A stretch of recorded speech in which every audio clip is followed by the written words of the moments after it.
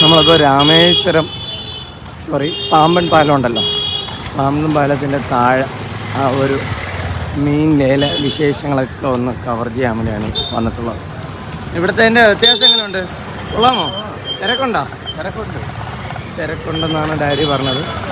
ഇവിടെയാണ് ഇന്ത്യയിൽ കിലോ കണക്കിന് മീൻ ബിസിനസ് ആദ്യമാണ് തുടങ്ങിയത്. എന്താ ഭയങ്കര സെറ്റപ്പാണ് പാലത്തിൻ്റെ അടിയിലുള്ള മീൻ സീല്.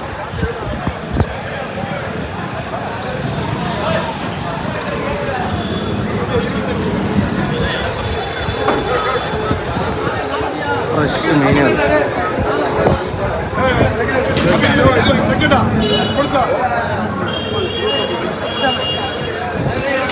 ഈ സൈസ് മീനാണ് അവിടെ പൊങ്ങിയത്, ഇവിടെ വെള്ളത്തിൽ പൊങ്ങിയില്ലേ? എല്ലാ സൈസ് മീനും ഉണ്ട്,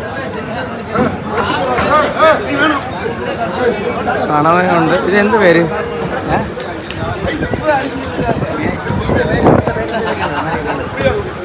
അണ്ണാ ഇത് തന്നെ പേര് മീൻ പേരെന്നാ? വിളമീൻ.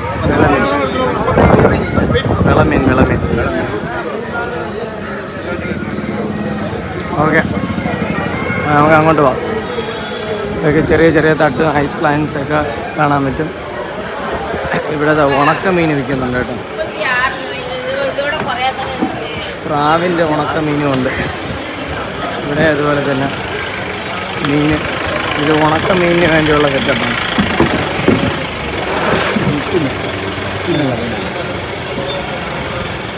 ഉണക്ക മീൻ ഫാക്ടറി.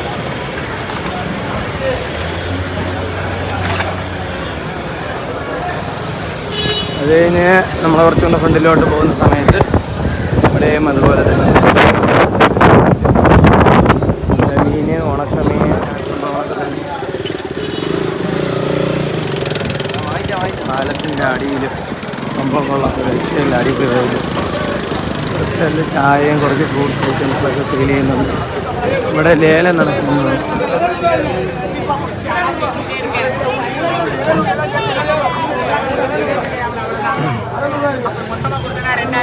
അങ്ങോട്ട് പോവാം, നമുക്ക് ഇറങ്ങിയിട്ട് പോവാം.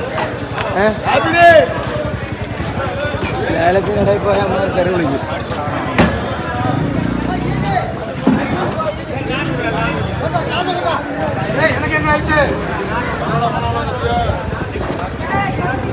തെരണ്ടി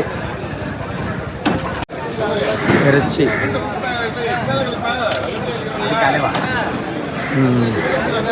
എല്ലാ ഐസ് പ്ലാന്റ്സ്. എങ്ങനെയുണ്ട് മീൻ? എങ്ങനെയുണ്ട് കളക്ഷൻ? എങ്ങനെയുണ്ട്? ആട്ടയിൽ ഇതാ മീൻ കൊണ്ടുപോകുന്നത്.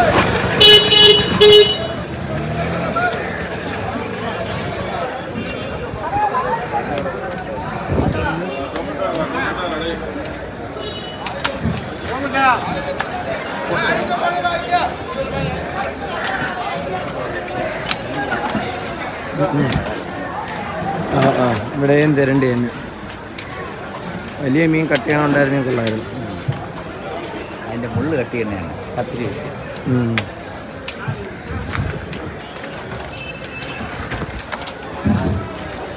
എല്ലാം ഐസ് പ്ലാന്റ്സ് തന്നെ.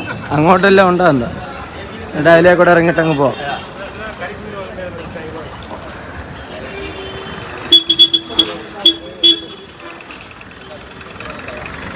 ചായക്കട, പാലം കണ്ട ആണ്. ഐസ് ബോക്സിൽ പാക്ക് ചെയ്യുന്നുണ്ട്.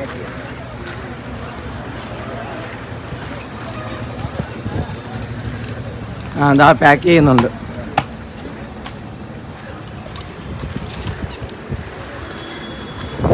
നമ്മളിവിടെ കയറി കഴിഞ്ഞ് കഴിഞ്ഞാൽ ട്രെയിനിൻ്റെ പാലത്തിൻ്റെ പണികളൊക്കെ നടക്കുന്നതേ ഉള്ളൂ.